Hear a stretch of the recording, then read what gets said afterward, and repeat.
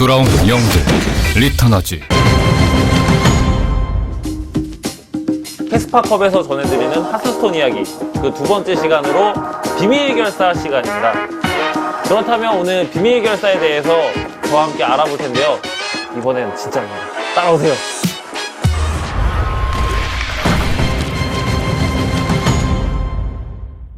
비밀 결사의 조직 카드들을 보면 직업전설 카드인 속박 풀린 크룰, 속박된 라자, 문신사 솔리아 같이 이제 리노를 활용한 카드들이 있기 때문에 좀 더 리노 덱들이 많이 강력해졌다라는 평가가 많습니다. 그럼 이 카드들이 어떤 식으로 활용되는지 지금부터 확인해 보도록 하겠습니다. 네, 먼저 리노 덱의 정통 강호죠. 리노 흑마 보여드릴게요. 이 리노 흑마 같은 경우에는 어떻게 보면 지금 악랄한 그 전사 상대로 정말 반반 싸움 그 이상도 갈 수 있다고 저는 진짜 자부하거든요. 제가 정의구현 한번 해보도록 할게요.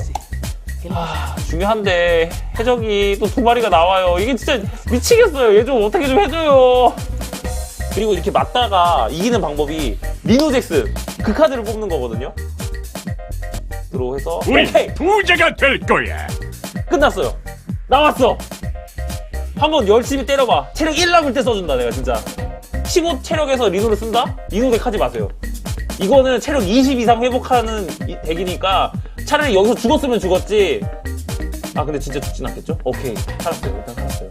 6, 7, 8, 9, 10, 11 정리하죠. 좋습니다. 리노 됩니다. 힐하고 초수 내서 필드 반반 싸움 가져갑니다. 자 이제는 너의 턴이야. 뭘 할 수 있지 네가? 리노를 썼는데 아케나이트 잠깐만요. 오케이 6데미지 왜 또 실수라고 그러죠? 맞아줍니다. 좋아요. 여기서 킬각 낼 수 있거든요. 저도 나온다. 양조사가 15 5데미지 오면 되죠. 리노이로 이런 식으로 끝내주시면 되겠습니다. 아 쉽네. 아 절대 저는 안 무서웠어요. 제 체력이 1인 거는 설계인 거지. 이거 방송이지 않습니까? 연출이에요. 다행이다. 이게 다행이다. 리노이 뽑았어.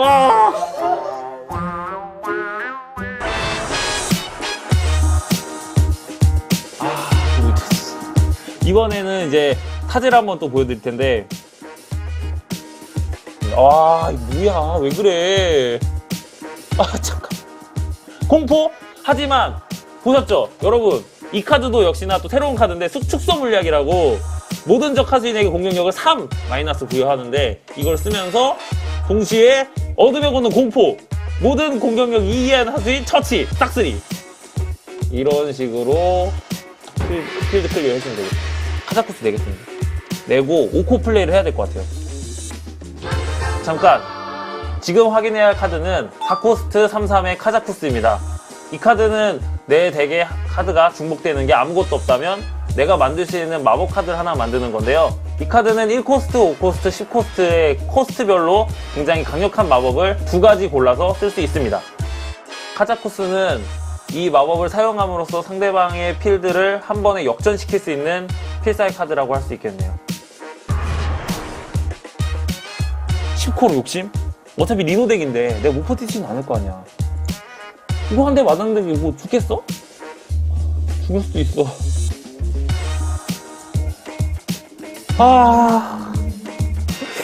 모르겠다. 5코 집을게요.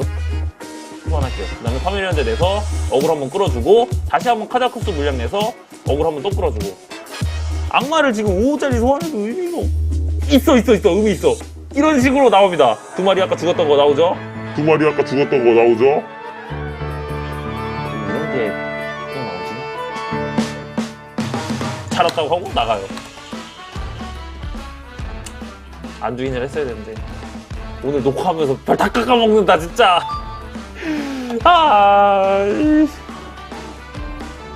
네, 보시다시피 비밀 결사의 이제 리노 덱들을 많이 살펴봤는데요. 이런 식으로 이제 리노 덱들과 물약들을 이용한 비밀 결사의 활약이 또 기대되는데 캐스파컵에서는 어떤 활약을 할지 여러분들 지켜봐 주세요. 나는 저처럼 안일하게 하지 마시고요.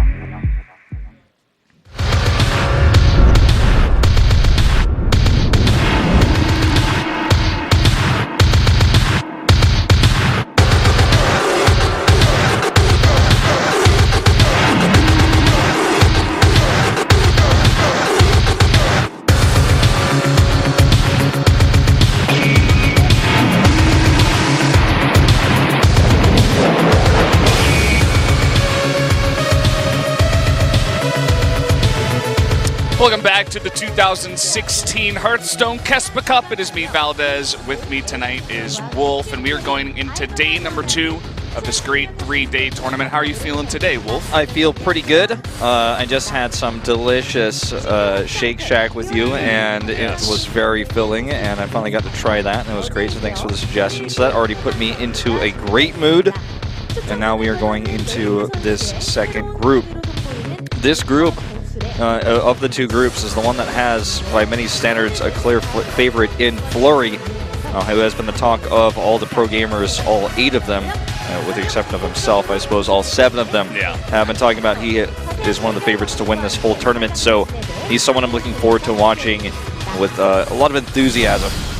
Yeah, and he's got to face off against CheOnsu first. That will be our first match of the day. Of course, just going over our format once again, and the way this works with the pick and bans of the decks. So each player gets to pick one deck first from the 5 that they bring, and then their enemy bans one of their decks, and then they do a self-ban of one of their own decks, and then the 2 remaining decks, along with the first one that they pick, are the 3 that they have to play in any order that they decide. That's right. So 3 classes apiece, and generally we end up with at least 1 mirror, and that's been Shaman with the trends we saw yesterday. As you guys can see, Time and Caster both advanced from their Group A.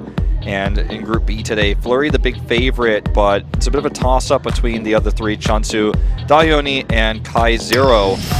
As you can see, the winner of today's group will move on in first place and get that seed. The second place player will get seeded to the second slot in the semifinals. Yeah, Dahyoni, a guy who's been doing our videos that we have at the beginning of every day, and sometimes in the breaks as well. Definitely a guy with a lot of personality. I've watched his stream before, a fun guy to watch, so could be a fan favorite of the 4 here, but obviously, as you were talking about before, Flurry seems to be the fan favorite of the pro players. Yeah, and he is the defending Hearthstone Masters champion. CheOnsu, though, in KEK winner prediction rate, does defeat him 60-40, so a bit of an upset there. He did actually represent Korea in the World Championship at BlizzCon as well, so that's part of the reason why people will favor him there, being one of 2 Korean representatives. And Dahyoni, as you can see here, versus Kai0, 50-50 split prediction rate on KEK.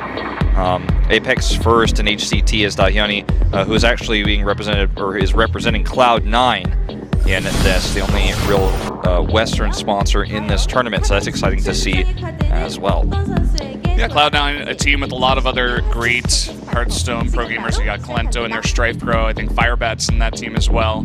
Heard them talking about it actually in the back room. You know, just Dahyoni's experience on the team and stuff like that. But here are our Korean casters. Obviously, we'll be on camera in just a sec, and we'll have to do our kind of Korean introduction once again. So bear with us as we do go into that.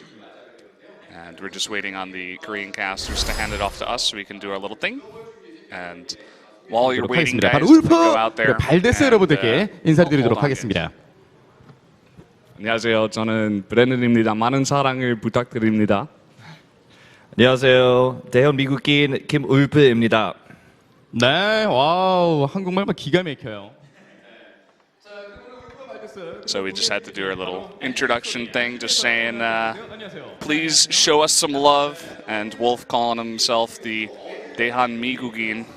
I suppose you can explain that one. I'll let you handle that. Well, I'm sure there's probably a few people watching this stream that follow me on Twitter, and you've probably noticed that I've gotten my Twitter is kind of switched to Korea mode right now. It's because I did make one viral tweet in Korea, which then gained me a lot of Korean followers. I've had quite a few before that, just due to me speaking Korean here and there in random programs. And I didn't really know the tone of what they want us to do for Korean for this, so I'm just keeping the intro simple, which actually makes it feel a bit awkward. But anyways, so we got through it. It's all good. It's all good. So we got through it, yeah. And moving forward, of course, you will see me tweet a lot in Korean because of that newer fan base I've gotten. And to be honest, like a lot of English followers are wondering why I don't tweet in English. It's because I haven't been casting that much for what my English fans know me for. For example, this Hearthstone tournament, I probably have like 2 people that think of me as like a Hearthstone person out of my like almost 70,000 followers. So that's why I've been mostly tweeting in Korean. So that explains that to you guys. Yeah. So there you have it. We are going to be jumping into this one pretty quickly. I don't think we're going to have any delays like yesterday. There's no emergency maintenance. Nobody's having connection issues. Everybody is already on the friends list online. So we should be getting into this one. As I said before, get out there and tell your friends that this is going on, because we do have it on YouTube. And go out there and spread the link, because these are 8 of the best Korean Hearthstone players. So lots of good competition going on over here. Definitely so, and there's a lot to learn about deck building and how to play these decks when you want to save cards.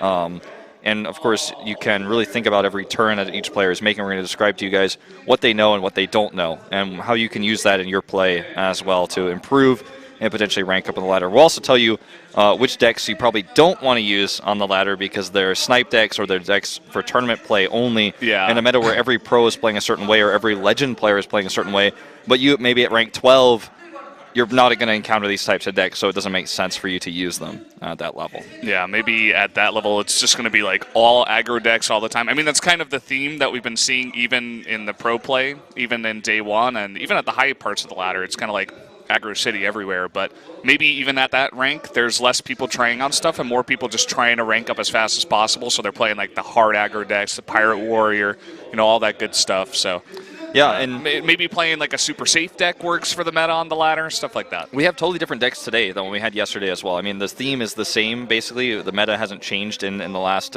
24 hours, but the players that we have today obviously are very different. So they've brought different decks to the table. So that is something to consider going into these best of 5s. And, we talk about the meta. One of the key cards that's missing in the all the matchups that we've been seeing today is the Hex. We talked about this yesterday, no Hex in any Shaman decks, because there's just simply not enough value to be had from a 3-mana card that will also give your opponent a taunt against you. So you're almost going to go 1-for-1 no matter what with that in cards, and it's better to just have another aggro card in your deck. And here we go again, Shaman versus Shaman to start things off. Yeah, once again, everybody's first picking that Shaman. They seem to think that it's the strongest deck right now and that they need it to not be banned, and so they have to first pick it. So we've seen that pretty consistently, maybe even like 6 times in a row now. So definitely a very popular deck. So the ban going to CheOnsu's Warlock and a ban going towards Flurry's Warrior. And then they both self-ban Druid, interestingly enough. Druid, from what I remember yesterday, didn't have the best winning record. They weren't getting too lucky with the Jades and stuff like that, so we didn't see too much. But a deck that we have been seeing a ton of and have a lot of success with is that Rogue, and both players do bring that in. Yeah, it's a self-ban on the Druid as well, so it could be both players want to use this Druid deck as a snipe for specific decks they may encounter later without showing this deck in their opening match, because they will need to win 2 best of 5s in order to get out of the group. So this could be something hidden. This could be that Aviana Druid that Caster was talking about yesterday. I mean, there's a lot of different possibilities in different Druid variations. The Jade one is the most common, but there are other variations, and they might be hiding something like that. It could be Malgio's Druid. There's a lot of hidden decks that they could be intentionally hiding with that self-ban, and there's no way for the opponents to find out until they do show it.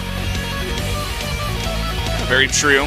The deck we've been seeing out of most of the Shamans that we've seen so far is pretty standard, not varying too much. I think we saw one Jade, like more so of a Jade Shaman, but not too much. But guys, we're going to be jumping into game number 1 right now. CheOnsu versus Flurry going into game number 1.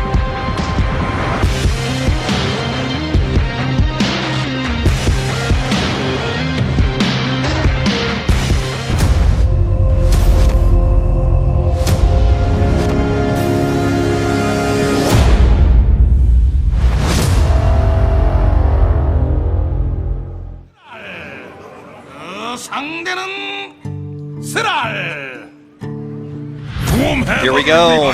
Shaman versus Shaman, the iconic mirror matchup to start things off here again. We saw it a lot yesterday. Obviously, patches will be mulliganed here by Flurry, as there is literally less than 0 reasons to ever have that in your starting hand. Less than 0. There are negative reasons to have patches in your hand. Yeah. Your win rate, I think, drops by about 10% if you have patch in your hand, like just by default. Like you have a 10% less chance of winning if he's in your hand. The only thing I could see is if you have very little pirates for some reason, and then you need a pirate, so you want to keep a pirate, but there's just no decks that are that badly made that that's ever a case. So Now, if you've ever watched Hearthstone Masters, which is OGN's Hearthstone tournament, you'll know that this is a common theme. It's not in every game, but in the past, especially seasons past, players would intentionally burn mulligan time to hide what archetype their deck is and to make it seem like they have difficult choices. When in reality, those who probably knew the entire time exactly what he wanted to mulligan there, but he wanted to hide that, keep it hidden from his opponent. That's why you saw him with that calm demeanor before deciding to mulligan there for the Spirit Claws. You know, it is a card game after all, and you need some sense of a poker face, especially when you're on stage right across from each other. So Flurry can just look up and look at his face and see if, you know, he's going through a hard time or something like that. So I'm glad you mentioned that CheOnsu is just perfectly calm and collected. His posture is just straight up. He's trying to show nothing right now. That's pretty cool to see in Hearthstone. With CheOnsu representing Korea at BlizzCon, he, as well as World of Warcraft, were the two games Koreans did not win at BlizzCon, but he did have the highest finish, if I'm not mistaken, of all Koreans who did attend BlizzCon for Hearthstone. So could be proud of what he did in that regard. But Flurry's still the favorite by all pro gamer means right now. He starts with an easy Trog turn, the most basic turn with no weapon in hand. It's really the only play. It wasn't going to Lightning Bolt face, and there was no reason to South Sea or Part-Time Buccaneer. Part-time Buccaneer, are you serious? Oh man, the memes are coming out again. So this turn I was looking at this, and for me it was obvious. Okay, you go Trog, you coin out the Lightning Bolt. You get just so much momentum from that. You have a 2-attack minion if it follows up, but it seems like he doesn't agree with me. He wants to wait here just a bit. And he's even going to attack the Trog. This is interesting. There's no way he's going to be able to get a spell power from the Maelstrom. He may just be setting up for Maelstrom and just Spirit Claws to clear it on the following turn to get a 1-drop. He's playing very conservatively. And it's going to cost him obviously 1 hit point of health and an empty board, but that's not going to be the case forever. So here's the totem. Does not have any cards to buff the Trog currently, but this will put a dent into the plans of what CheOnsu was thinking of doing with that Maelstrom portal. And now he may think about Trogging and using the Lightning Bolt. Buffing his Buccaneer isn't really going to gain him anything here. I mean, it's going to get buffed the second it plays it, but because it can't attack, it's not useful. And it's definitely a rough turn because of that taunt totem. Any other totem would have still allowed him to clear the Trog. And he is going to play the Buccaneer instead. We'll give him patches. That means he can clear the taunt totem, but he still can't clear the Trog, even with a coined Maelstrom. So yeah, if he wanted to do like a super tempo turn and go against his conservativeness, he could kill the totem, Trog, and then coin out the Lightning Bolt, and he would have a pretty sick board. As well as one more charge of the weapon, which wouldn't be bad. And no one is running Lightning Storm right now, so I mean it's definitely something that he could do with very little recourse against him.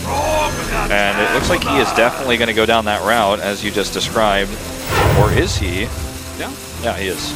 That South Sea deck camp popped up for a second. I'm like, wait, when did he have that? All right, so gets the Trog buff, clears the board. I guess on turn 1, he didn't want to do it because he wanted to, you know, see, you know, the 1-3 Trog is not going to be so much pressure. It's not like it's going into turn 3 where there could be some Spirit Wolves that come out and block you or something like that. So just wanted to make sure.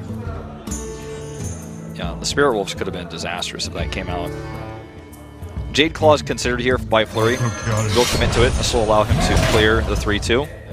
You can also then use a Lightning Bolt to clear the Trog. The Buccaneer and Trog will go down, and patches will remain. Don't forget that Flurry has yet to trigger his patches, so he will have that free charge minion whenever he should decide to choose it.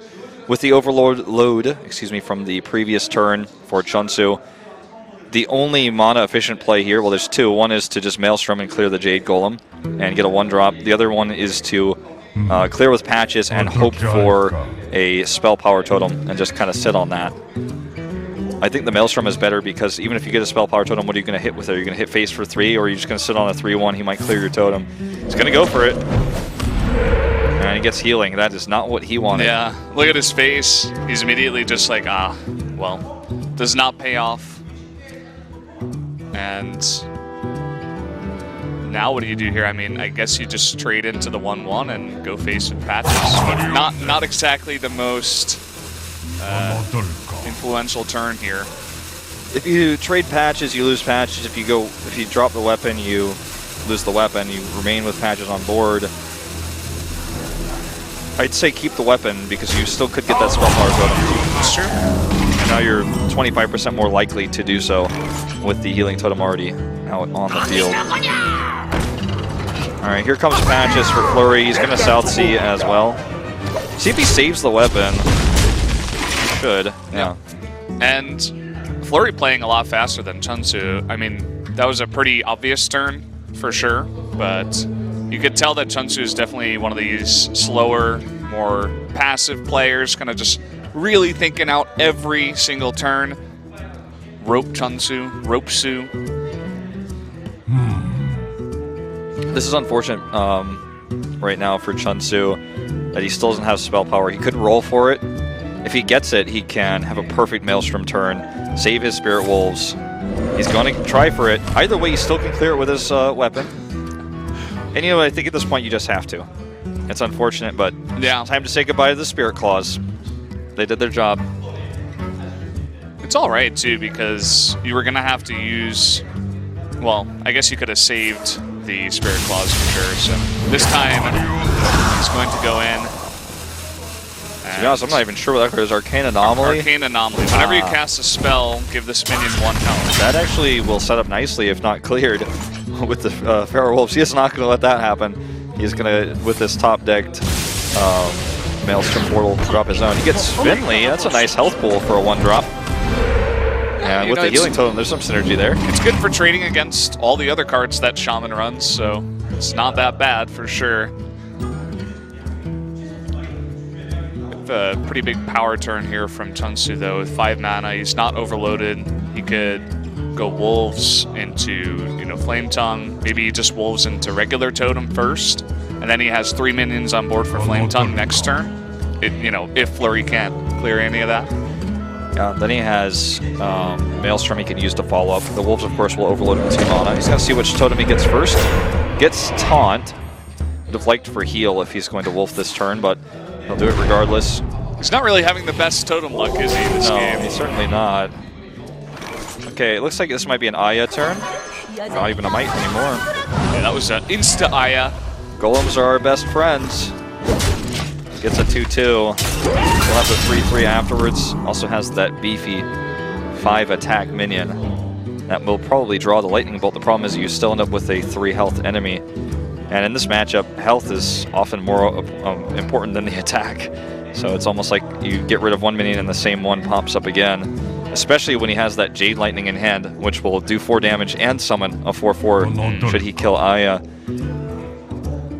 He may even leave her alive for the time being. Yeah, he can clear 3 of the 4 minions outside of Aya with just the Spell Power Maelstrom. Yeah. Seems like too good not to do it. Yeah, and I think if you leave Aya alive here, actually, you don't give your opponent that minion until a turn later. Oh, and he gets the injured Kavil. Valdir. Yeah, how do you pronounce that? And he keeps Aya alive, as I mentioned, forcing Flurry to do the hard work here. Wants a spell power. The Jade he will use against the Wolf, it looks like. Could then follow up and kill the Cavaldier with Aya anyways if he chooses to. Although, actually, as I say that, no, he can't because he doesn't have spell power. Spirit Claw will only be a 1-attack weapon. Keeps Aya alive. Yeah, that 5 damage is going to become a scarier thing if it's not dealt with eventually. Alright, for CheOnsu now, Jade Lightning could be used to clear the 3/3 Jade Golem. He also could use the Lightning Bolt for that. It wouldn't give him a minion. He has the Totem Golem as well. The Cavaldier is really, it's one of the best one-drops he could have ever gotten, but because Aya is on board, it's he has to clear that for it to even matter. Just as good as a 1-1 in this case if he's going to trade with Aya, that is. Yeah, exactly. Which he may do. I mean, you're looking at Flurry. He's only got one card in his hand. It's not a super scary position for you. Maybe you just throw down your Totem Golem and clear everything but the Searing Totem. He could keep Aya alive again and clear the 3-3 with a Lightning Bolt and clear the 1-1 with his Gavaldir and drop a Totem Golem and perhaps even the Flame Tongue as well. Does he have enough? Yeah, he has enough mana to do all that. I think that's what he's going to do. He's just going to leave the 5-1 alive because he can't really harm him right now. It's 5 damage that will kill a taunt, and as you just said, I mean, in cases like this, it doesn't matter. It could have 2 attack or 5. It's the same with the taunt there. And he throws down the Flame Tongue Totem again. As you said, no real fear of Lightning Storm. No Shamans are running it right now. You already saw him use 1 Maelstrom. He does have the second one. We'll drop the Wolves, and it looks like finally... Oh no, he's not going to trade Aya. He's going to trade our Flame Tongue. And Aya will be healed. And the Healing Totem is a really nice draw because he just got the Wolves right after that. The Jouster here not going to be the best one-drop, but not the worst either. And if Aya gets healed back up, that's kind of an issue once he clears the Gavaldir and the Totem Golem. It's true. See what he wants to do here. We do have the Jade Lightning coming out. Yeah, unfortunately it's his first Golem, so it's only going to be a 1-1. And no Healing Totem for him.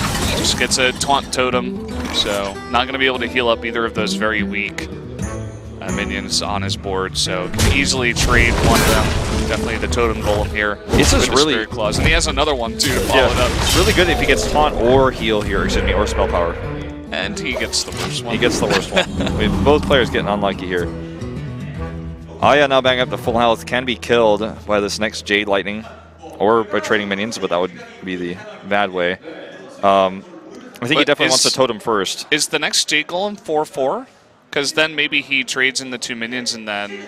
No, it's a 2-2. It's only going to be his second Jade. I mean for Flurry. Oh, yeah. That's right. It is a 4-4. Maybe so he could trade in and then go for the Jade Lightning. Definitely something he's considering here.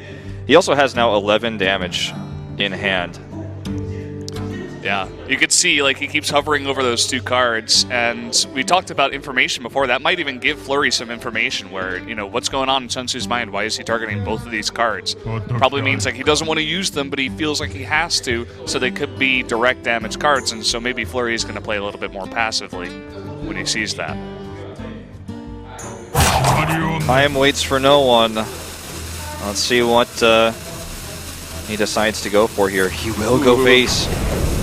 He's going for it. It's just so much damage, and you put so much pressure on Flurry. Gonna get him down to 3 health here. This means there's so many win conditions by chance for CheOnsu. This is the all-in play. And look at the 2 cards that Flurry has. It's 2 weapons, and if you're trading into minions, you're gonna get even lower. Oh man, doesn't get the taunt either. Is that game? If he draws any direct damage? Any direct damage, yeah. Any direct damage will do it. Any weapon, any spell.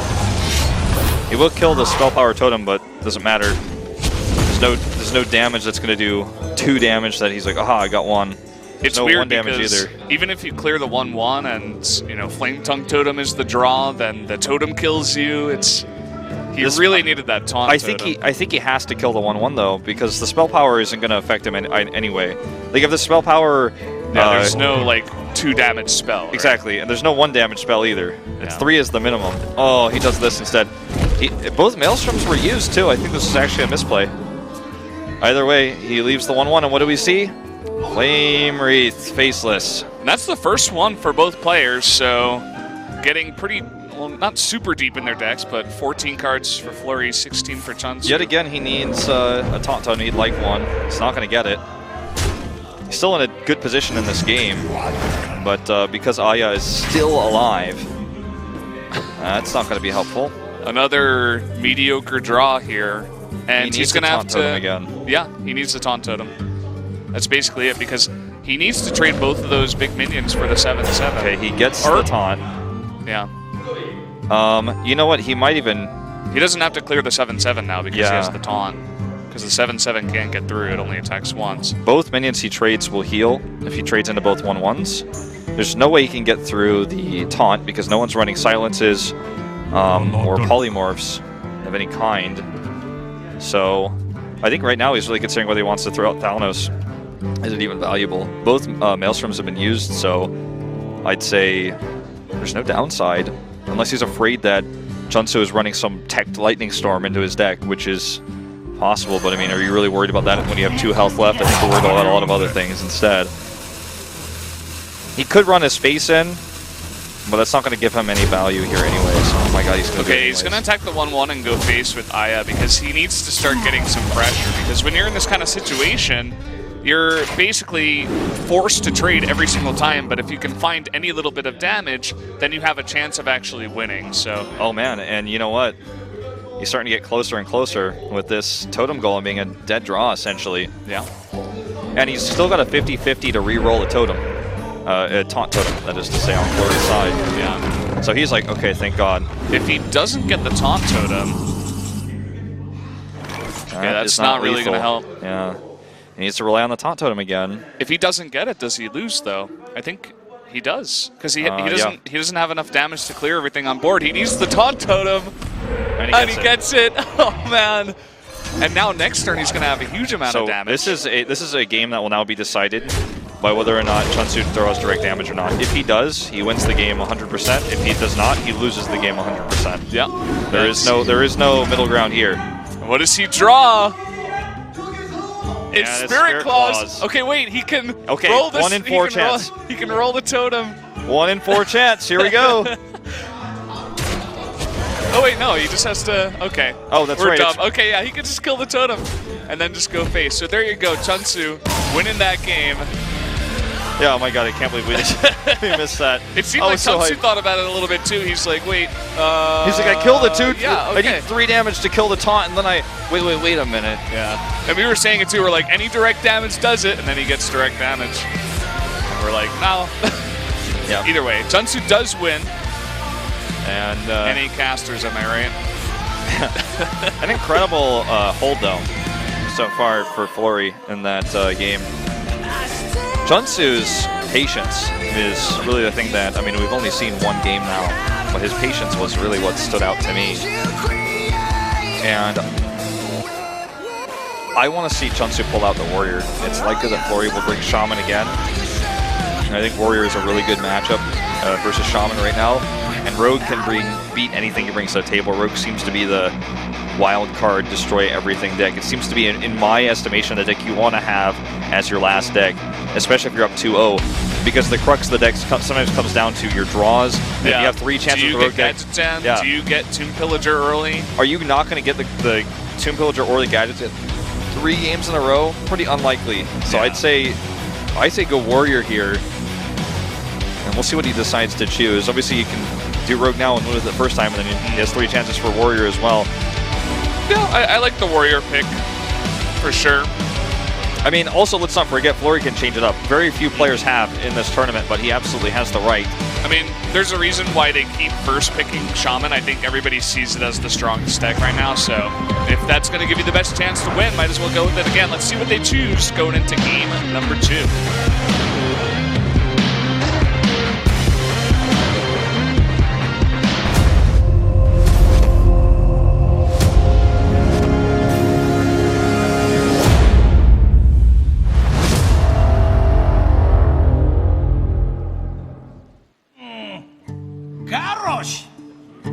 He goes for the Warrior. And then casters redeem themselves.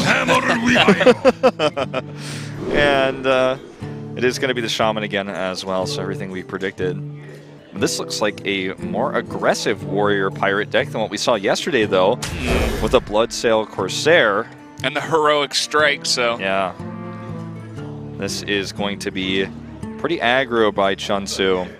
Oh, he's going to do the mulligan metagame again. Here we go. Bloodsail Cultist, I should say. All right, here we go. Aya makes another reappearance. She was unable to die last game. She was hoping to die so much, but never happened. Finley comes out. Now, CheOnsu is going to wait to do Finley because he doesn't want to. Oh, well, never mind. I was just going to say, by his personality, he's going to wait till the last second. Oh, and he gets the Hunter. CheOnsu's like, I'm so meta, I'm going to go heal here, and he's going to be so confused. Like, look at him wait, too. He's so patient. He's the kind of guy you play on the ladder where you're like, oh my god, I wanted to just play one game and go get dinner, but... Why does this guy rope every single turn? All right, shows the Hunter, and now Flurry knows what's up, and so does everyone in the group. Yeah. This guy is running a very aggressive variation, not the Alex Strauss's champion mid-range we saw yesterday. CheOnsu kind of smiles and sits back in his chair as he reveals his hand, shows his hand, and now Flurry has to make a decision about how he wants to play this one. Well, the annoying thing about a turn 1 Murgleton is the last thing you want to use is Lightning Bolt, because that damage is so much better on larger, more valuable targets later on in the game. Now, even though it looks good, if you look at what Flurry was able to accomplish, which was quite literally nothing, equipping a weapon, he has a second weapon in hand. The big issue for CheOnsu and the crux of decks like this is they require weapons to get the buffs that they need for their pirate cards. For example, the Cultist isn't going to get its cost reduced without a weapon, and the Split Sail Raider isn't going to get its attack buffed without a weapon either. So the cards he has in his deck will lose value every time they're played without a weapon, and he still doesn't have one in hand. And here's the big targets we're talking about when it comes to the Lightning Bolt. The next one that's going to be scary is the Frothing Berserker, of course. He's using that Lightning Bolt. This might be a good turn for CheOnsu to just drop that down. Does get... Yeah, Nazan's first mate, too. With Nazan's first mate, he will be able to play Patches, and he could clear the Trog. So that's what he's considering right now, because the Patches charges in, he can use his hook, and then Finley will finish off the Trog. The Berserker could become a 4/4, but then with no follow-up, and the Trog is still alive, so I think that's would not be the play here. Even considering he doesn't know what's in Flurry's hand, I think that would be the really risky choice. I wouldn't even say greedy. So let's see what he wants to go for here. Really thinking about this one. And is he going to go for it here? Just forgot, did not mention Patches already died. I was thinking like he was still in there, but he did focus head out, so I just misspoke. I mean, he does look kind of dead in his picture, so maybe he can come back to life. Yeah, I don't think so. So he won't be able to clear, as I just previously incorrectly stated. Sorry about that, fans. So he's I've never made a mistake on a cast before. It was my first time. Yeah, it's never happened before. I've been casting with Wolf a long time. So he just trades in, and that's it. Just kind of leaves the 2/1 there. Yeah, and I mean, he can clear that no matter how strong it gets. It won't be healed, barring a healing totem, so he could use his hook for that. He also knows there's a high chance he's going to get traded with the weapon. Here comes the Jade Golem with the claws. And that will be just enough to help him clear that, so that was actually a pretty good turn for Flurry. Fiery War Axe, though, the staple card here, will actually allow him to play that and the Cultist, the 3/3 taunt for 2 mana with the 2-cost Fiery War Axe. So he can play both. And he's not doing any damage to face, barring his weapon usage if he does that. He may use the hook first to clear the Golem, hit face with Murgleton, and to play it. He's going to do this, which is to play the Berserker. It's going to be a 3/4 with how he's chosen to play this. And start getting that buff up. You know, you saw that he already used 1 lightning bolt, so gonna be forced to use a lava burst to clear that. Thing is a high chance he had, and CheOnsu's very unhappy with that play. You can see it on his face. There's a high chance he has either lava burst or Jade lightning. Both both haven't been used yet, and there's no real counter to the Fiery War Axe. No one's running oozes really right now either, so that was the riskier, greedier play, and he got punished. He's not dead by any means for that choice, but it's painful. He still has a great turn here. In fact, he can empty his hand if he wants to. Yeah, looks like he will. Gonna save the South Sea. And as fast as it could fly out of his hand, looks like Flurry wants to go ahead and play Mergleton on his own to try to sustain through this. This is actually a tough question. I think you don't go for the draw, but you can get a lot of decent trades with the Druid hero power and some armor, or you can just go for the straight survivability with the heal. Yeah, the lesser heal is going to help him survive longer. The Druid hero power will allow him to use his weapons more effectively because he does have such a hefty weapon deck. It'll just give him that extra oomph while also protecting him, allowing his weapons to trade while taking less damage. But he goes for lesser heal. He knows he has card advantage, and I think that's what I would have done too in this case. Just, it's the safer play, and you do have weapons in your deck. You've already used one. The second one only has 1 durability left. And the Warrior, you know, he didn't have the best start here, CheOnsu, so he's kind of running out of cards, running out of aggression. And you see the Shaman sitting here with the decent board and 21 health and heal. You're not feeling too good, although that draw was pretty nice to buff your Fiery War Axe up to a 4-3. You can clear the Totem Golem pretty easily, whereas before it was really awkward if you wanted to try to clear that. So out comes the Cultist. I was calling the Captain the Cultist the whole time, but this is actually the Cultist that comes out now and buffs up the 4-3. Fiery War Axe, so now he can clear the Totem Golem. And he can actually drop 4 more damage on the face if he wants to with the South Sea deckhand. He's giving that some consideration right now. I feel like Mergleton isn't really all too viable right now, so probably just going to skip that. Okay, there's the Hunter's shot. And he will keep the South Sea deckhand as a surprise as his opponent draws his. It's interesting, you know, we talked about it a bit yesterday. When you have 1 card in your hand, what could it be? Your opponent's always thinking about that. So Pat just comes out, and with the Flame Tongue Totem, this is a fantastic turn to clear both of these. He's going to heal up. He can even get 3 damage with his Mergleton. And again, a pretty nice board. And with that heal, it's just so great because the Warrior, he wants to go face, he wants to do a ton of damage, but if the Shaman keeps on healing, then is it really worth it? Do you want to just keep on trading, or it's kind of an awkward spot, so. All right, Pirate Captain comes out, and this will have the synergy, of course, with the deckhand for some charge damage here. But if you clear the board, you're kind of playing safe, but then you're kind of defeating the purpose of your deck. But he doesn't have enough damage in hand, and he has no board, so he doesn't really want to threaten lethal. He's in this awkward spot where right now I think he has the ability to do 9 damage this turn, if I'm not miscalculating. The +1 from the Captain. 9, yeah. So he goes 3, 7, plus the hero power 9. So he can half Flurry's health here. Can also kill the board. He can kill the totem first.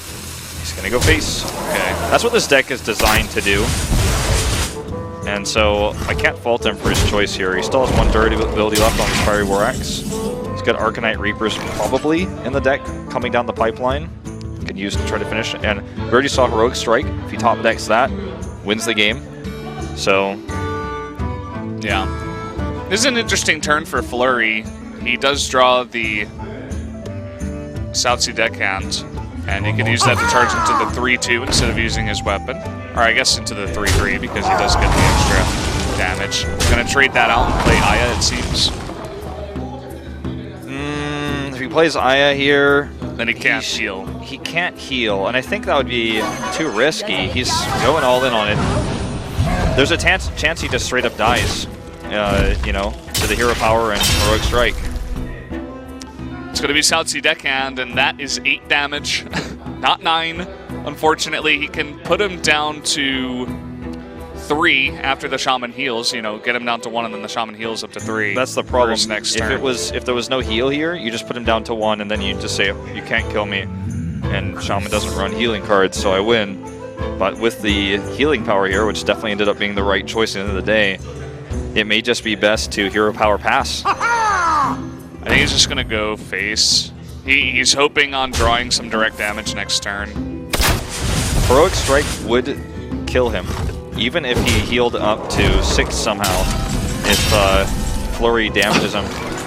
Okay, well, Spirit Wolves, Feral Spirit being used. Still, you know, it's pretty scary because the only thing he's really worried about is that direct damage.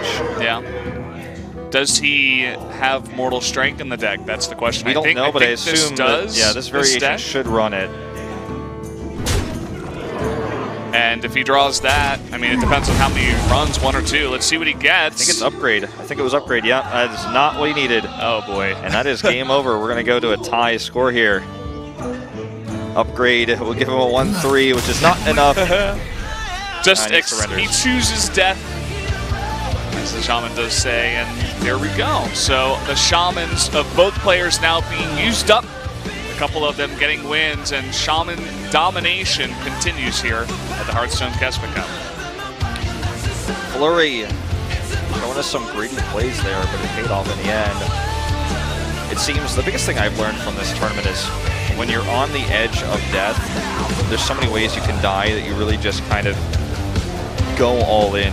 Yeah, because there's so many chances of how you could die that like 1 more health probably isn't going to save you. If you don't play Aya in a situation like that, then it probably takes you an extra turn to kill your opponent, which gives him an extra draw, which gives him an extra chance to kill you. So is the 2 health really going to be worth it in that case? Probably not, based on the cards that the Warrior does have a chance to draw. And so he decides to take the risk and just go for the winning play. We've seen that happen a lot here so far. And man, everybody was hyping up Flurry, but CheOnsu is playing really well as well, and this is a very even series. All right, guys, we're going to go into game number 3 now and see which cards I bring to the table. We could have a Rogue Mirror, Warrior versus Rogue, Rogue versus Warlock, one of those 3. I've just narrowed down the possibilities of what we could encounter as we go into our very next set. And it looks like that is about to start right now. So let's jump into game number 3 now of CheOnsu versus Flurry.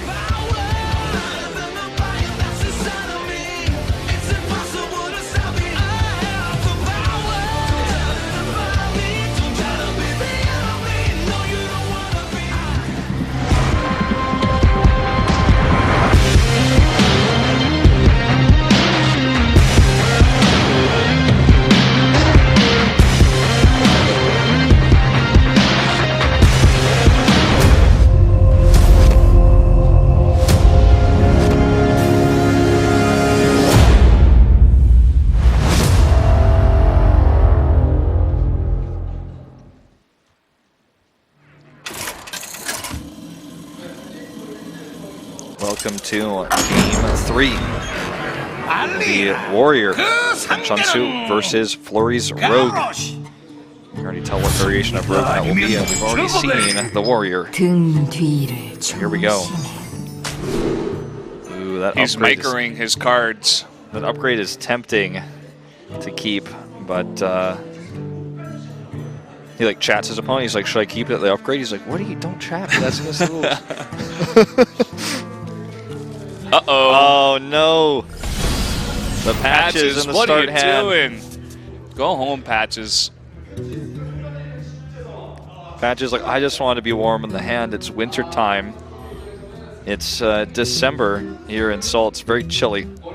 Yeah, and I think we have the AC on here actually, so kind of counterintuitive. Not really sure about that, but we're gonna survive. We'll survive, but you know, perhaps when you're a pirate, you're used to roaming the seas. It's often warm out when you're kind of staying on the coast. Especially when you're what appears to be some kind of octopus alien pirate.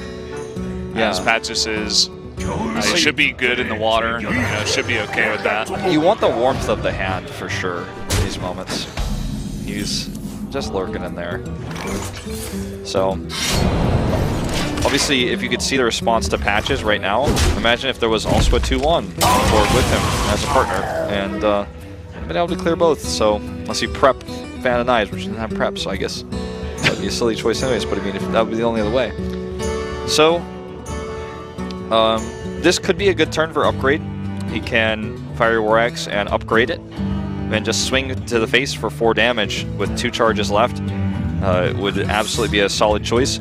He also has the ability to coin out the Frothing Berserker, Yeah. Which isn't as strong against this type of deck because you don't have anything to buff it with when it's out there alone. And especially going up against a rogue going into turn 3, if he has backstab SI, you kind of just lose the game. Yeah. So it sounds like over exaggeration, but it's kind of true. No, I mean, if you try to coin out a Frothing Berserker and the rest of your hand looks like that, and you're not developing any board, and then the rogue gets this huge turn, then I mean, it's a great opportunity because keep in mind too that if he has the upgraded Fiery War Axe and Flurry counterfeit coins the Tomb Pillager, then you can clear that as well. I mean, the world is your oyster if you do this upgrade turn. I think that CheOnsu is really just, again, tricking. He doesn't use the upgrade now. There's the counterfeit coin, so now he can clear it because he did use the Fiery War Axe. Could have done it either way, but just misses 4 damage to face. And, oh, this is a nice turn. oh yeah, you can get the Dread Corsair for free. I know I've called it like 4 different names this cast today, but like, I'm pretty sure I got it down this time. Yeah, it is the Dread Corsair. And yeah, you can upgrade it, play that for free, and then he could even coin out the Frothing Berserker trade, make the Frothing Berserker a 3/4.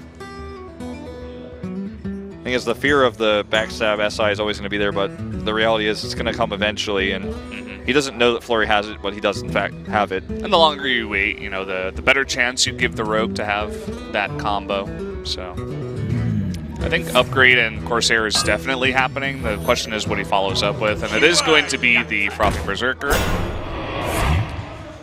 If he uses spells on the Frothing Berserker, then that's great because that means that the Corsair is still alive and that he will have 7 damage potentially on board afterwards. So, as Flurry just kind of sits in his chair and going, well, it's unfortunate about the Dread Corsair, but I can deal with the Berserker. I have the cards in hand, and he doesn't own that for a while now. So I was like, all right, I've got these tools. He can full clear here if he wants to, Yeah, and it looks like he will. He's going to use the SI7 agent and his weapon to clear the Dread Corsair and Eviscerate to clear the Frothing Berserker. And suddenly, CheOnsu, with really minimal damage. Look at this draw. He gets his second Dread Corsair as he still has this 4-attack weapon. That's quite handy. And if there's a lot of things to think about with this deck that I've seen called by Western pros the Empirical deck. It's a Pirate Miracle. There's a lot of things to think about because you have, if you use the Dread Corsair and he has to use another spell on it, then you're in great shape. You can clear the 3/3 with your weapon because later on, if he's using spells, he's not going to have as many cards to draw with when he comes up with his Auctioneer. And if you clear the 3/3, then you have that guaranteed 3 damage. It's not as good as the 4, the missing charge, but it's better to clear here. He also has that Leroy Jenkins, so Cold Blood is drawn here. Backstab into Fan of Knives, going to clear the board, so that's pretty handy.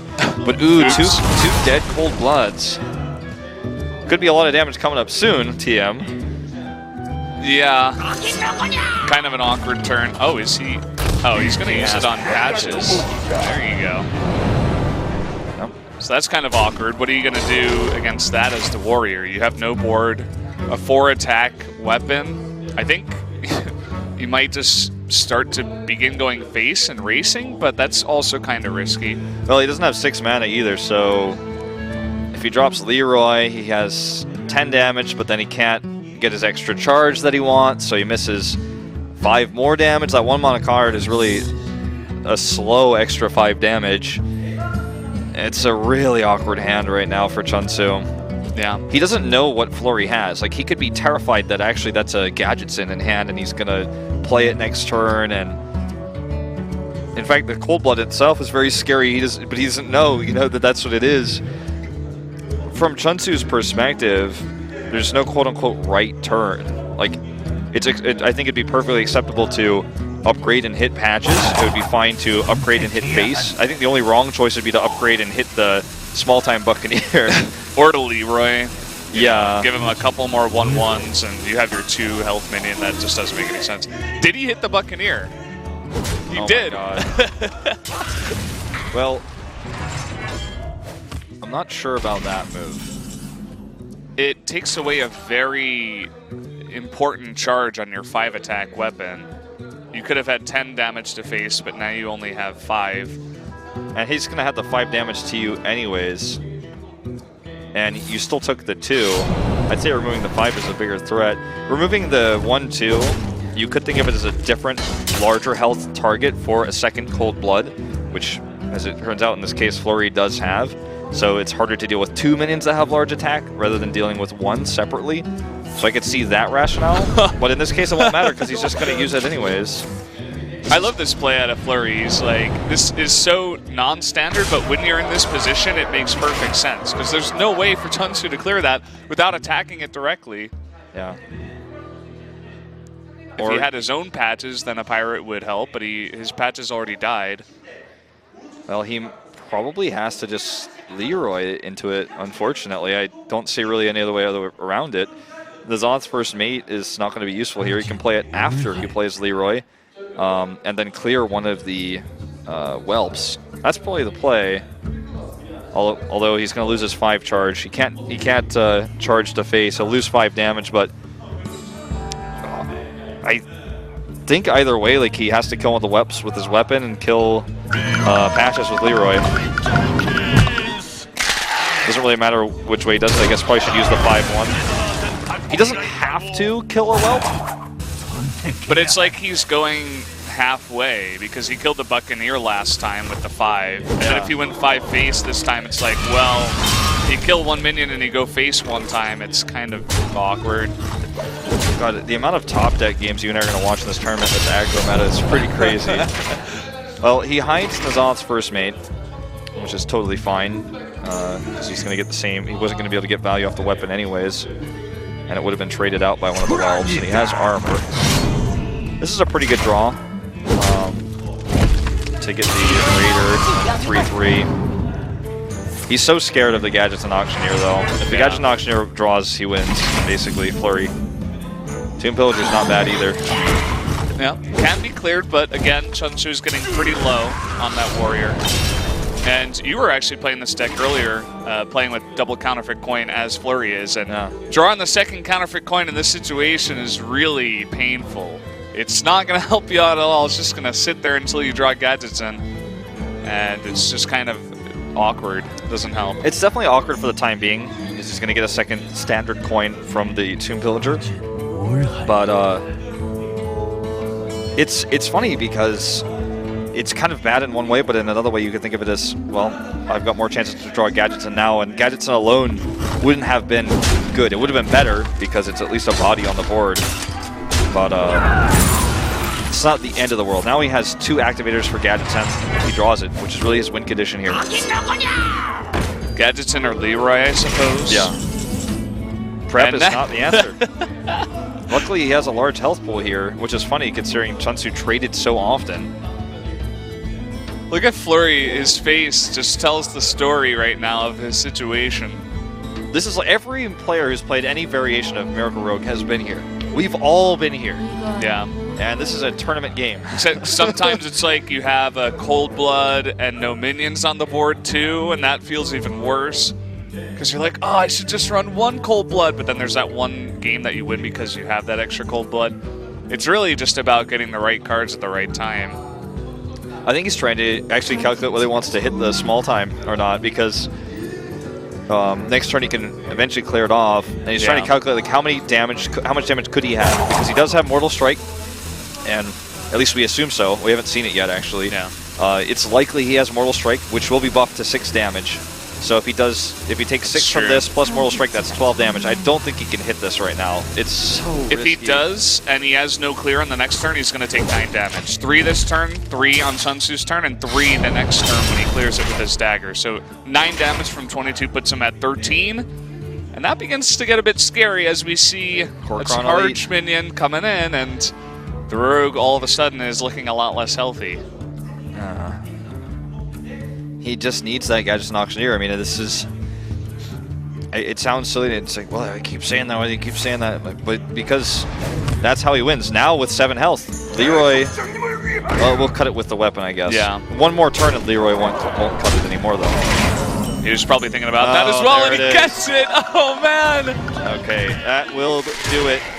And we kind of traded off here which player survives till the end. Last time it was Flurry, this time it's CheOnsu trying to survive but dies. And Rogue does win out here. That Rogue deck, man, even drawing double Cold Blood into counterfeit coin and then prep, he's still able to win against the aggro warrior. Very, you know, when you get the warrior down that low, there's so many cards that Rogue can draw to win it. He had all the wrong ones at first. And this really comes to this funny situation where the aggressive pirate warrior was not the one who was able to threaten lethal, but it was the other way around, where he has weapons almost every turn, but since he cleared so often because he was behind from a poor early game, it didn't work out. It all started with that patches in hand, and that's, I mean, as much as I keep making jokes about it, but it's the worst thing you could ever have happen to you. You'd rather have Corcoran Elite in your starting hand or Leroy Jenkins than patches. So even Mortal Strike, anything really except patches, and the follow-up from that was also bad. You know, he got Zod's first mate late, and he played Frothing Berserker straight into the Rogue's hands. He didn't really have a choice, right? If he didn't have Upgrade as well to help him keep those extra charges, he would have died a lot faster. Yeah. I think the only thing he may have wanted to do if he wasn't going to play, you know, the clearing game is just go face right from the get-go. He's like, he sees his hand and he's like, my only way to win is to try to cut him down on lucky draws. But decides to try to play it safe, you know, uses one of his 5 damage charges from that Fiery War Axe on a small-time Buccaneer that has 2 health and 1 attack in an attempt to survive because he didn't really have an answer for patches. So, well, Flurry now has 1 deck left, and it will be Warlock. We'll see what variation of that deck we see, as CheOnsu will likely bring the Warrior again as we go into game number 4. Here we go into game number 4. Right now, CheOnsu versus Flurry. Flurry on match point. Can he do it? Let's find out.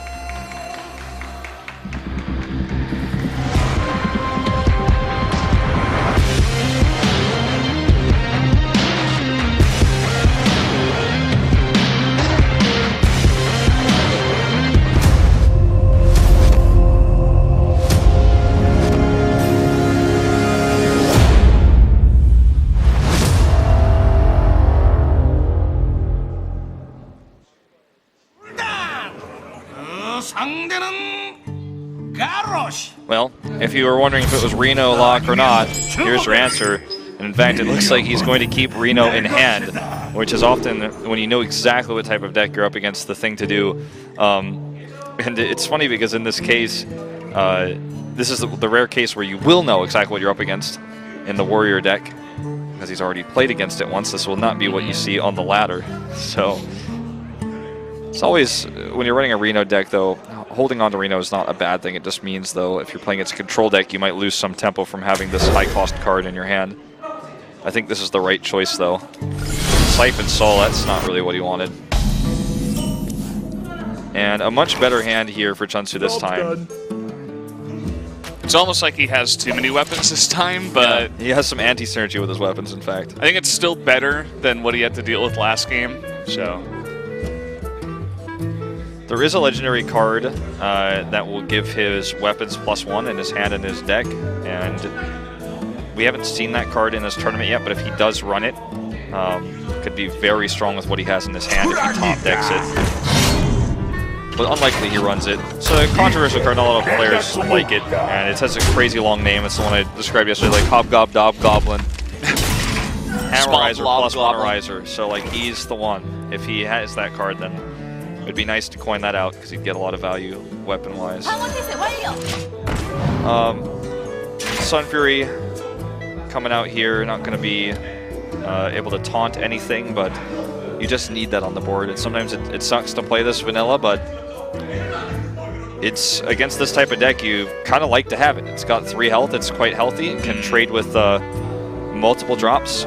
It's interesting. I thought he may have even drawn and then gone into other stuff. But I guess when you already have Reno, there's, you know, positives and negatives for drawing and not drawing, because if you're drawing, you already have Reno, so losing that health doesn't really matter, but you already have Reno, so you're not exactly fishing for certain cards. I think the reason why he doesn't draw here is because this now forces CheOnsu to make a difficult decision. It's going to cost him 3 damage, 2 minions, and a charge on his hook, which he's not too concerned about because he has Fiery War Axe, but it would cost him so much to kill this minion that he's like, maybe I should just go face here. And Flurry's like, yeah, I dare you, because I have Reno in hand. And he's going to go for the War Axe to trade, and will keep his board alive. I like that. He needs one of these pirates for his Bloodsail Cultists next turn. So he wants to keep them alive for now. Wise to draw. He's got so many heals too now. The Mistress of Mixtures promises no side effects. He'll be able to get 4 health back from that. He drew the Earthen Ring Farseer. And this is a deck that's designed to survive through anything. I wouldn't even be surprised if we see like a Priest of Elune pop out at this point. So, playing the Cultist here, we'll give him a 4-2 weapon, and then he can actually trade his Pirates in to the 2-2 should he want to. And he can even bring out the Buccaneer, the small-time guy. He'll get the benefit from the weapon. Definitely does not want to play Nazal's first mate, of course. That's going to be a dead card until later on in this game. And this is a threatening board, but for Flurry right now, he's very happy. Will steal patches. Yeah. And now you can trade into the Nazal's first mate, I guess. Oh, he's going to power overwhelming. Okay. Yeah, there's almost never going to be a better target for that. You know, most of these Reno lock decks do run Leroy Jenkins. You need Thaurissan in order to make that kind of work out with the Faceless Manipulator. Right now, he's just going to try to control the board. He wants CheOnsu to give up board and just go face so he can just pop that Leroy and laugh at him. Yeah, having Reno in your starting hand is so important because you can lose games if you just never draw Reno. Yeah. You're just like sitting there, well, I'm going to tap again. This might be my last tap. Oh, I didn't get Reno again. Oh, I didn't draw him again. But if you start with him, then you're feeling really comfortable in this game. Well, that's why it's called a Reno deck, right? Like, it's, imagine if like you're running a pirate deck, but all it had was patches. You're like, oh, I just never got him. Okay, he's going to use the hook now. And he'll try to save the Arcanite Reaper to pair with Heroic Strike potentially for some surprise 9 damage. He could also trade into a 5 health minion if he really wants to. Sure. Or a 4 health one. Most of these Reno decks do run Acidic Swamp Ooze too, so if you just put it out vanilla, you might just lose it. Oh man, that's a lot of damage. If he gets greedy with his Reno and waits, you know, another turn, like if he Heroic Strikes face right now, you might be like, oh, I'll wait another turn, but he can actually lose. Does he have lethal? Wait, 10, 12, and double Heroic Strike. It's 20. That's lethal. Wait. That's lethal. 10, 11, 12, and then double Heroic Strike is 20. Yeah, you're right. That's lethal right now. He can win the game right now if 8, he sees 14, 16, 19, 20. He's just verifying. And he's CheOnsu. Is he gonna miss lethal on TV? Oh my god! Oh, He man. missed lethal on TV! Oh, man. He missed lethal on TV! The Korean commentators are just as mad about it as we are! Oh, man. That's gotta feel bad, especially when he sees the Reno next turn. Oh! On turn 6, Reno Oh, comes out. Oh no! Oh god! And Flurry, if he wins this, this is the last match too. Yeah. Oh, this is just so. I just hear the Korean top commenter says, "Oh, 너무 아쉽네요." Like that's how I feel right now. And now you Reno 100%. You have to.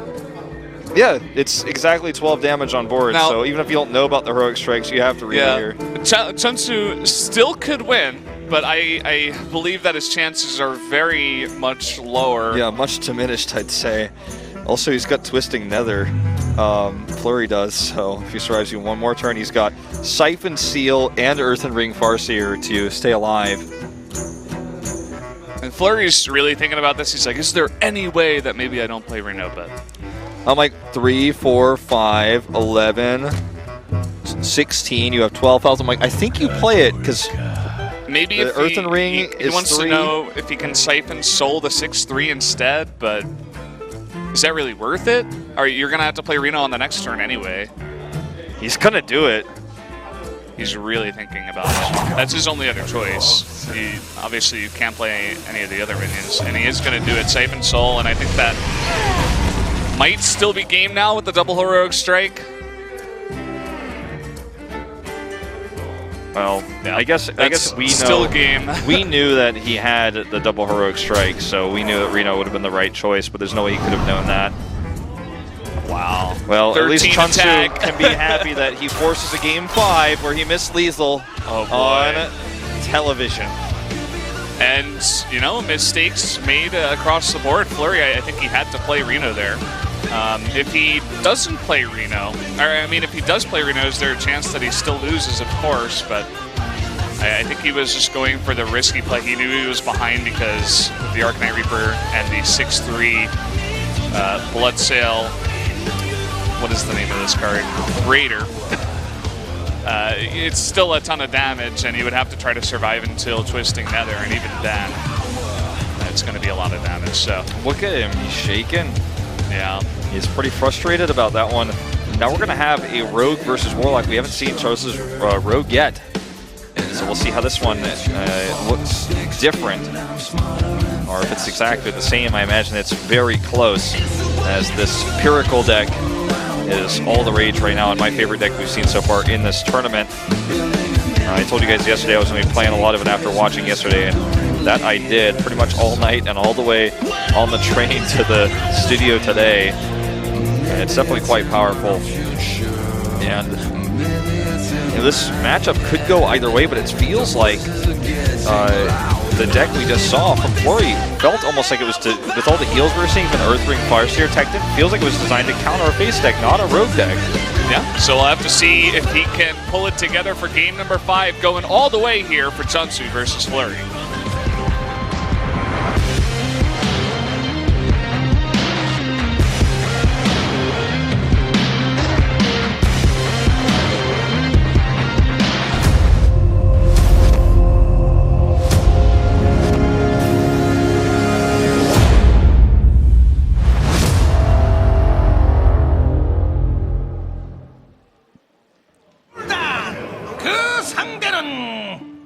As announced previously, Rogue versus Warlock will determine who goes to the winner's match.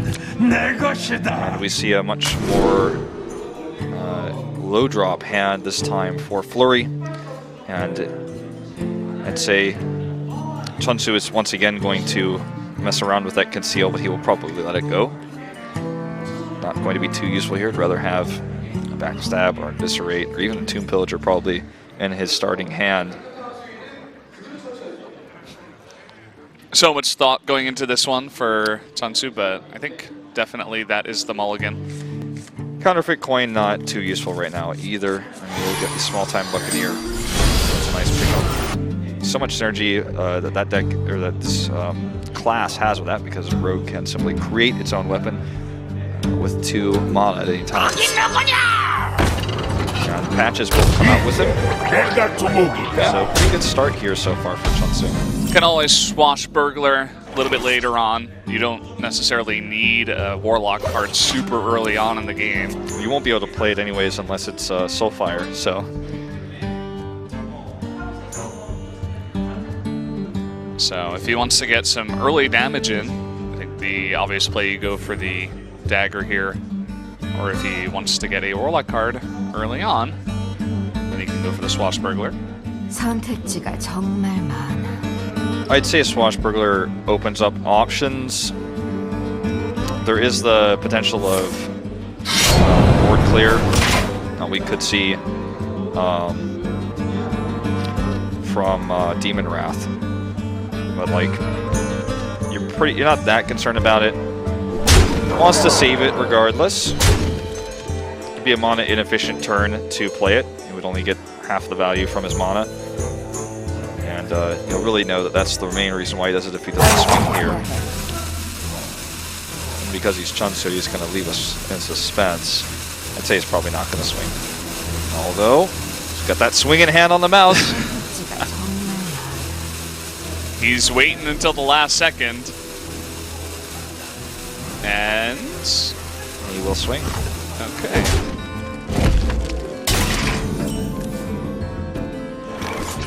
Okay. Probably just going to see the Dark Peddler come out. Actually, Soulfire wouldn't have even been usable, as I said earlier, because it's now a 1-cost spell, and he will take it. Soulfire used to be a 0-cost card, but it was very strong, especially in Zoo decks. You could just draw into it with your hero power, play 1, and win the game off of 0 mana. Yeah, it was pretty broken. I'm glad they've slowly changed a lot of those broken cards over time. Especially with the addition of the discard cards that have been added to the game, it would have been insanely good. Oh yeah. Alright, Swashbuckler's coming out. And he gets the Demon Portal, Summoning Portal. You know, that could actually be a strong turn 5 play, maybe, you know. Next turn he's probably going to want to play the Tomb Villager no matter what, I'd say. Match is going to trade in here. 3 daggers. Now we jump back over to Flurry. We'll draw immediately. Yeah, not scared to go for that. He does have the Soulfire if he wants to use that on the small-time Buccaneer. He will do that. Let's see what he discards here. We'll go ahead and lose that Black Crystal Potion, which is good for clearing the Tomb Pillager or an Azure Drake. It's quite good, especially later on when you've got like 8-9 crystals. Yeah, you can kill a non-concealed Van Cleef, for example, with it. It's definitely a powerful card he would have liked to hold on to, but he's still got Sylvanas in hand, and importantly, that Thaurissan. So, Sylvanas is not going to be as useful against such a aggressive start here for CheOnsu, but he may actually coin that out. Thaurissan next turn is so tempting, though, and that's what he's going to wait for.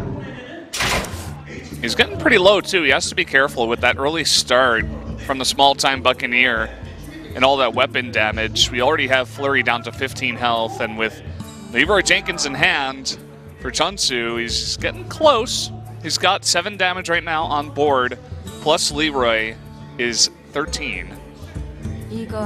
So he's only 2 damage off. Yeah. He can Drake and clear the board, and he's still in an incredible position. He Drakes, backstabs the 2-3, runs everything else into face, and even if Reno is played with the coin next turn, for example, something he's concerned about. Look at this. He's going to summon a portal and then Bloodmaid Thalanos for 1 and then backstab. This is what I was talking about with the turn 5 play. At the time, he didn't have the Thalanos, so this works out real well. Flurry's like, oh my god, no way. He's like, not like this. The thing is now, if he has a Gadgets and Auctioneer in hand, which Flurry could be worried about, he's like, oh man, is this not good for me? He's hoping down for to something 9 here. Oh, Kazakus, that's not going to help him. No Reno. Where's the Reno? Oh, the worst one he could have gotten, arguably. Yeah, definitely. There's Kazakus. You can create a potion if you're not familiar with the card. And he has to heal up here, but that's going to be it. Because he's just too low, and with Leroy Jenkins in hand, that's going to be it. That's what I was talking about. You know, this Rogue deck is so good, I feel, against the Reno log that it's going to be tough. This deck looked designed to beat Warrior and failed to do that. Failed to beat the Rogue, and CheOnsu with a rough road here. The BlizzCon representative for Korea will take out Flurry, the big favorite to get out of this group. So, you know, these are the 2 players most are looking at to get out of the group, so it's no surprise that went all the way to Game 5. It was very close. Very, very close. It could have gone either way. You know, who knows what would have happened if Flurry went for the Reno on that turn 6. Maybe he stays alive against the warrior, or maybe he doesn't. I mean, there was just so much flat damage already in the hand of CheOnsu when he was playing that warrior that it would have been hard to win in any situation. And it was kind of also funny that he missed the lethal, but then still won on the next turn. But yeah, sometimes that happens in Hearthstone. I'm pretty sure if he wins, the commentators will ask him about that. Yeah. That'll be really awkward. He's like, by the way, did you know that you had lethal on turn 5? He's like, no, of course not. Why would you ask me that in an interview and humiliate me in front of And everybody? then, like, the highlight comes up, yeah. and he's like, oh my god. The audience laughs. He just hides his face, and it's really sad for CheOnsu. Well, at least he didn't lose it, so he's got that going for him. Speaking of highlights, Yeah. we're going to look back at this long series. The best So of 5 much lasted an hour. damage. Uses both of those spells, not to clear Aya, but to go face, and eventually is able to do it here. The taunt comes out, but he gets the weapon. And you and I are like, no, he gets the taunt again. You and I are like, oh, he doesn't have spell power though. But actually, he just kills the taunt, and then 1 damage is where we're at. So, And that's because he does go down to 1 damage. There was a turn prior to that where he chose to trade into a 1 health minion when he was at 2 health. And had he not done that and just used one of his minions on board, then maybe he would have survived another turn. But again, he was trying to put on some damage so that he could have a chance of winning. yeah, and you and I talked about there's no 1 damage spell where spell power is going to matter, but the weapon is 1 damage. Yeah. And because he had the ability to clear the taunt, that's what it came down to. Here's the win that we talked about earlier where he did miss lethal, but it doesn't matter in the end because he gets the win right afterwards. So 13 damage in 1 swing. It's pretty strong. I mean, Pirate Warrior. that's what happens when you play that kind of aggressive warrior and it works out. It's like when you're playing Miracle Rogue and you get Gadgets in turn 6 plus prep and double counterfeit coin and you're just going off and you have conceal in your deck too. It's kind of what it feels like. It's pretty nice. It is very nice. It's a good feeling. And with that win, he secures that last 5th and final game, and Flurry is going to be frustrated with that one. But we have another best of 5 coming up after this one. That's not the end of the road for Flurry. He will have the chance to redeem himself against the loser of the next best of 5. Yeah, and as we said before, dual tournament format. So like you're saying, kind of double elimination to decide who gets through here. CheOnsu will get up to the winner's match, so he's just 1 best of 5 away from potentially getting out of the group and just 2 best of 5s. But guys, we are going to have the next match coming up. It is going to be Kai0 versus Dahyunny going to head-to-head in another best of 5. We'll be getting into that pretty shortly here, probably after a short commercial break. Yes, a short one, maybe like 5 to 10 minutes. Not a long one, not a 30-minute break, Yeah. but not like a really short one, like 2, like mid-range. Mid-range break. Okay, we're going to go into that mid-range break right now. Stay tuned.